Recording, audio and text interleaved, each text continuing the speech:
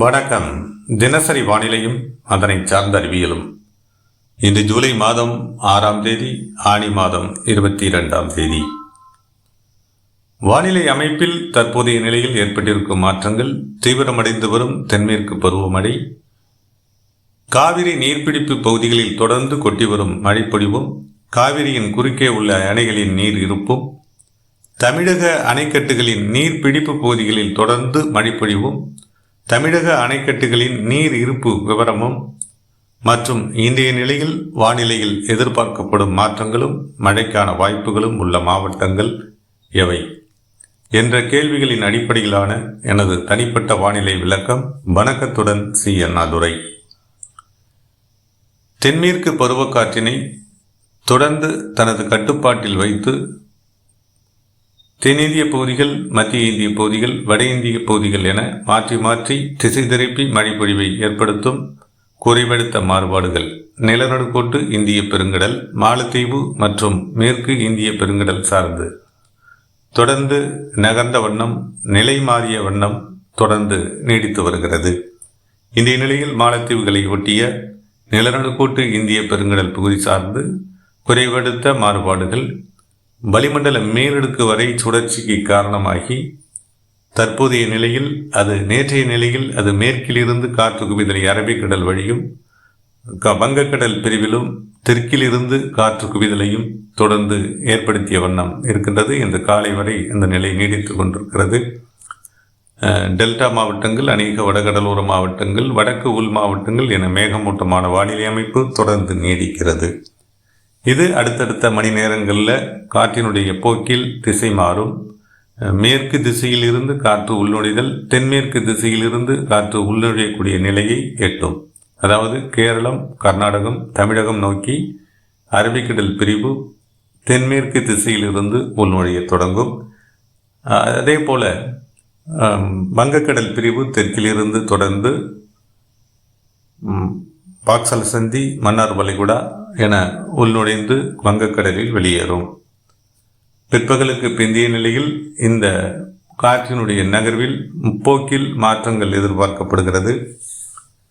நேற்றைய நிலையில் இது 70 முதல் 90% வாய்ப்புகளாக மேற்கில் இருந்து காற்று குவிதல் திரும்பியது. விளைவாக மேற்கு தொடர்ச்சி மலை கணவாய்கள் வழியாக உள்நுழைந்த மேற்கு காற்று கிழக்கு நோக்கி குவிதலை ஏற்படுத்தி, அதாவது கிழக்கு மாவட்டங்கள் நோக்கி குவிதலை ஏற்படுத்தி தெற்கு உள் மாவட்டங்களிலும், டெல்டா மாவட்டங்களின் தெற்கு பகுதிகளிலும்,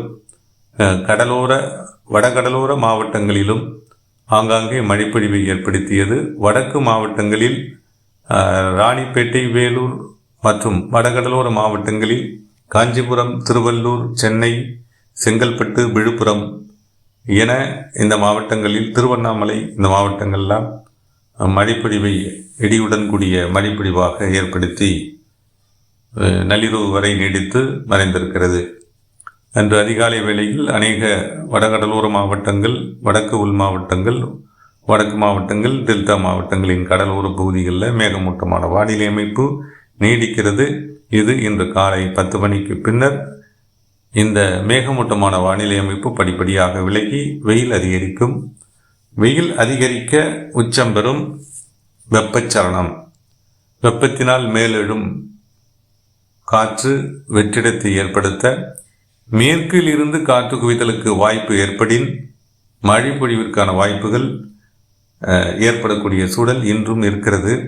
அதே நேரத்தில் அரபிக்கடல் பிரிவு தென்மேற்கில் இருந்து இன்றைய நிலையில் வீசக்கூடும்.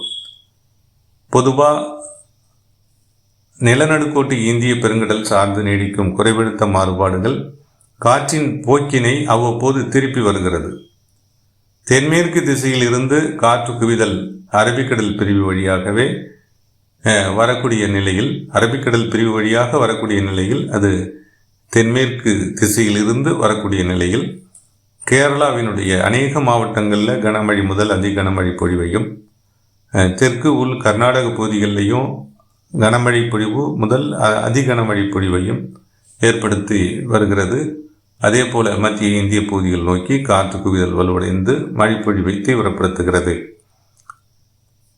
சில நேரங்களில் குறைவழுத்த மாறுபாடுகள் நிலநடுக்கோட்டு இந்திய பெருங்கடல், மேற்கு இந்திய பெருங்கடல் சார்ந்து நீடிக்கக்கூடிய குறைவழுத்த மாறுபாடுகள் காற்றின் போக்கினை மேலும் திருப்பத்திற்கு உள்ளாக்கி அது மேற்கு திசையிலிருந்து காற்று குவிதலை தமிழகத்தை நோக்கியும் கேரளம் மற்றும் தெற்கு உள் கர்நாடக பகுதிகளை நோக்கியும் திருப்பியும் வருகிறது.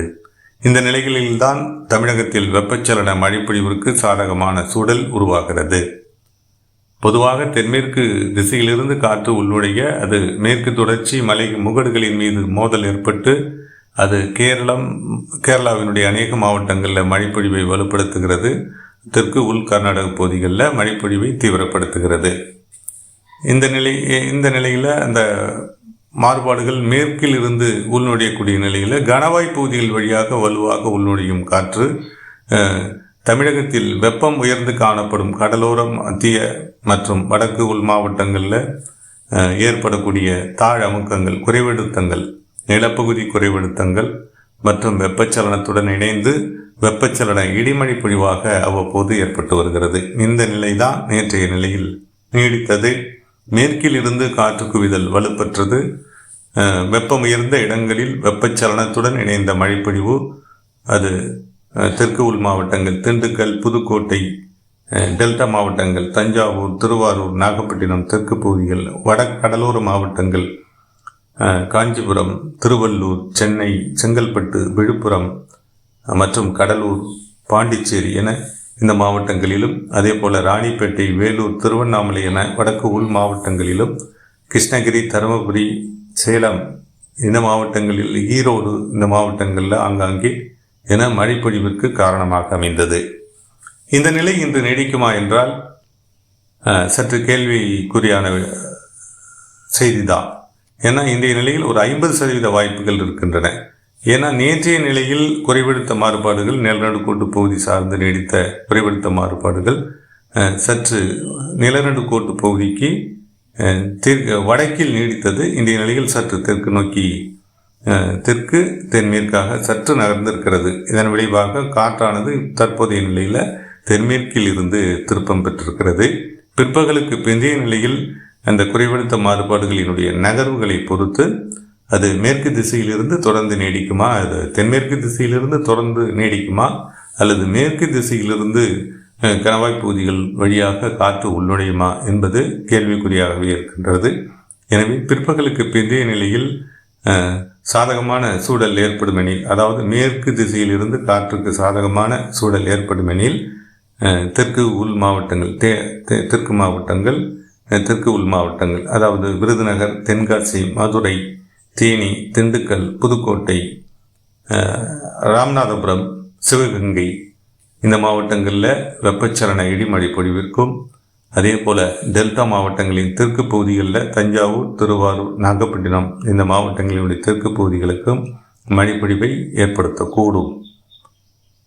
அதே நிலையில் மத்திய மேற்கு மாவட்டங்கள்லையும் கோவை, ஈரோடு, திருப்பூர், நாமக்கல், கரூர் இந்த மாவட்டங்கள் சார்ந்தும் ஆங்காங்கே ஓரிரு இடங்களில் மழைப்பொழிவை சாதகமாக்கக்கூடும்.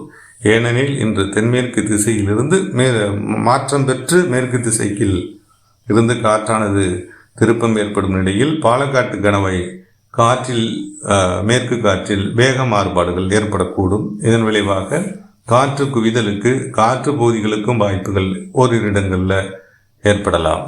இந்த நிலையில் இந்த மாவட்டங்களில் மேகமூட்டமான வானிலை அமைப்பும் ஒரு சில இடங்களில் மிதமான மழை பொழிவிற்கும் வாய்ப்புகள் உருவாகலாம். நீலகிரி, ஈரோடு மாவட்டங்களினுடைய மேற்கு பகுதிகளில் இன்றைய நிலையில் மழைக்கு வாய்ப்பு இருக்கிறது. நேரிட்ட மழை வாய்ப்புகளே இருக்கின்றன. அது மேற்கு திசையில் இருந்து உள்நுழைந்தாலும் சரி, தென்மேற்கு திசையிலிருந்து காற்று குவிதலுக்கு வாய்ப்பு ஏற்பட்டாலும் நீலகிரி மாவட்டத்தில் அநேக இடங்களில் மழை பொழிவிற்கு வாய்ப்பு இருக்கிறது. அதே போல் ஈரோடு மாவட்டத்தின் மேற்கு பகுதிகள், கிருஷ்ணகிரி மாவட்டத்தினுடைய வடக்கு வடமேற்கு பகுதிகள், தருமபுரி மாவட்டத்தினுடைய மேற்கு பகுதிகளிலையும், சேலம் மாவட்டத்தினுடைய கிழக்கு பகுதிகளில் இந்த நிலையில் மழைக்கான வாய்ப்புகள் உள்ளன. ஓரிரு இடங்களில் சேலம் மாவட்டத்தினுடைய கிழக்கு பகுதிகள், மைய பகுதிகளில் ஓரிரு இடங்களில் மழைக்கான வாய்ப்புகள் இரண்டு நிலைகளிலுமே, மேற்கு திசையிலிருந்து காற்று உள்நுழைந்தாலும் தென்மேற்கு திசையிலிருந்து காற்று உள்நுழைந்தாலும் வாய்ப்புகள் இருக்கின்றன. அதே நேரத்தில் நாம் முன்னர் அறிவித்த தெற்கு மாவட்டங்கள், டெல்டா மாவட்டங்களில் மேற்கு திசையிலிருந்து காற்று உள்நுழைந்தால் மட்டுமே மழைக்கான வாய்ப்புகள் இருக்கக்கூடும். இது பற்றியான அறிவிப்பினை பிற்பகலுக்கு பிந்தைய நிலையில் நாம் ஒரு குறுகிய நேர அறிவிப்பாக தர காத்திருக்கின்றோம். அதே போல வடக்கு மாவட்டங்களில் வேலூர், திருப்பத்தூர், ராணிப்பேட்டை இந்த மாவட்டங்கள் சார்ந்து இன்றைய நிலையில் அது 2 நிலைகளிலுமே மழைக்கான வாய்ப்புகள் இருக்கின்றன. வெப்பச்சலனத்துடன் இணைந்த இடிமழை பொழிவிற்கு காற்றானது தென்மேற்கு திசையில் இருந்து நுழையக்கூடிய நிலையில் ஓரிரு இடங்களில் லேசான மழை வாய்ப்புகளாகவும், மேற்கு திசையிலிருந்து உள்நுழையக்கூடிய நிலையில் வலுவான மழை பொழிவாகவும் காஞ்சிபுரம், திருவள்ளூர், சென்னை, செங்கல்பட்டு, விழுப்புரம் இந்த மாவட்டங்களுக்கும் திருவண்ணாமலை மாவட்டத்திற்கும் நீடிக்கும் மழை பொழிவாக அமையக்கூடும். சற்று கூடுதலான கனமழை பொழிவிற்கும் ஆங்காங்கே வாய்ப்புகள் இருக்கலாம். எந்த நிலையில் என்றால் மேற்கு திசையிலிருந்து காற்று உள்நுழையும் நிலையில். அதே நேரத்தில் தொடர்ந்து தென்மேற்கு திசையில் நீடிக்கக்கூடிய நிலையில் மழைக்கான வாய்ப்புகள் குறைந்திருக்கும். ஒரு சில வடக்கு பகுதிகளில் மட்டும் ஓரிரு இடங்களில் வெப்பச்சலனத்துடன் இணைந்த இடிமழை பொழிவிற்கு வேலூர், ராணிப்பேட்டை, திருவள்ளூர் மாவட்டங்களில் ஏற்படலாம். இதர மத்திய மாவட்டங்களில் திருச்சிராப்பள்ளி, பெரம்பலூர் இந்த மாவட்டங்கள் சார்ந்து இன்றைய நிலையில் மழைக்கான வாய்ப்புகள் குறைவே என்று கூறலாம். அதே நேரத்தில் அரியலூர், கடலூர், இதர டெல்டா மாவட்டங்கள் அதாவது தஞ்சாவூர், திருவாரூர், நாகப்பட்டினம், மயிலாடுதுறை இந்த மாவட்டங்கள் சார்ந்தும் இன்றைய நிலையில் மேற்கு காற்றின் திருப்பத்தை பொறுத்து பிற்பகலுக்கு பிந்தைய நிலையில் மழைக்கான வாய்ப்புகள் மாறுபடும். அதற்கான கூடுதல் விவரங்கள் இன்று பிற்பகலுக்கு பிந்தைய நிலையில் வானிலை விளக்கமாக வழங்க தயாராக இருக்கின்றேன். அனைத்து மாவட்டங்களுக்குமான அறிவிப்பாக அது பிற்பகலுக்கு பிந்தைய நிலையில் இன்று வழங்கப்படும்.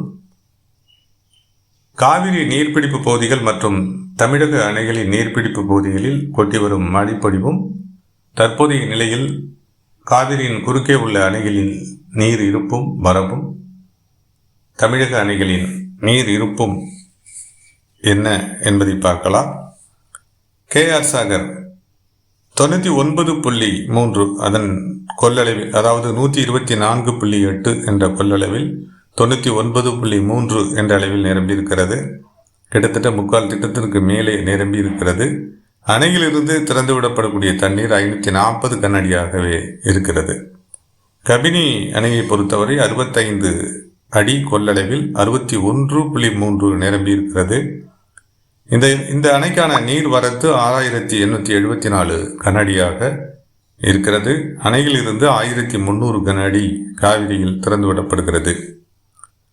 கேரங்கி 129 அடி கொள்ளளவில் 114 அடி நிரம்பி இருக்கிறது. இதுவும் 3/4 திட்டத்திற்கு மேலே நிரம்பிவிட்டது. அணையில் இருந்து 200 கன அடி தண்ணீர் மட்டுமே திறந்துவிடப்படுகிறது. கேமாவதி அணையில் 117 அடி கொள்ளளவில் 88 அடி கொள்ளளவை எட்டியிருக்கிறது. தற்போதைய நிலையில் 250 கன அடி தண்ணீர் மட்டுமே திறந்துவிடப்படுகிறது. அதே போல மேட்டூர் அணையினுடைய நீர் மட்டமானது தொடர்ந்து அணைக்கான வரத்து இன்னமும் அதிகரிக்காத காரணத்தினால் 39.7 என்ற நிலையில் இருக்கிறது. அணைக்கான நீர் வரத்து 1000 கனஅடியாகவும் திறந்துவிடக்கூடிய நீரினுடைய அளவும் 1000 கனஅடியாகவும் நீடிக்கிறது. பவானிசாகர் அணையினுடைய நீர்மட்டம் 105 அடி கொள்ளளவில் 67.7, அமராவதி அணையினுடைய 90 அடி கொள்ளளவில் 62.2, பெரியாறு அணையில் 152 அடி கொள்ளளவில் 123 அடியும், வைகை ஆற்றில் 71 அடி கொள்ளளவில் 52 அடி நீர் நிரம்பியும் உள்ளது. பாபநாசம் 143 அடி கொள்ளளவில் 104 அடி நிரம்பியிருக்கிறது. மணிமுத்தாறு 118 அடி கொள்ளளவில் 77 அடி நிரம்பியிருக்கிறது. பேச்சிப்பாறை 48 அடி கொள்ளளவில் 44.4 அடி நிரம்பியிருக்கிறது.